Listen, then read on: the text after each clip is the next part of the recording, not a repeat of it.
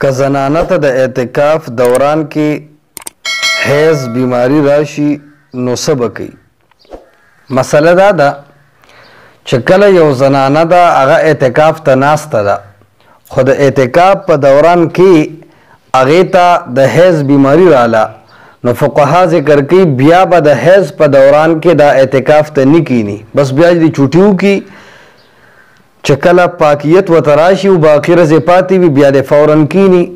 خو چې کومې ورځې ته په حیض کې تېرې شوې نو د دې ورځو قضا اعتکاف د دې په ذمه دی.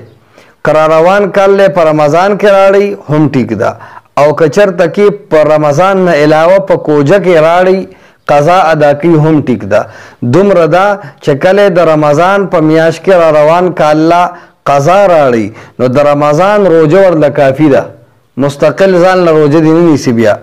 او که چېرته کې وایي چې نه په کوجه کې قضا راړم نو بیا چې په کم ورځو کې دا قضا اعتکاف راړی نو شرط دا دی چې روژه کې وي، په حالت د روژه کې به قضا راړوي یعنې روژه به ورته نیسي.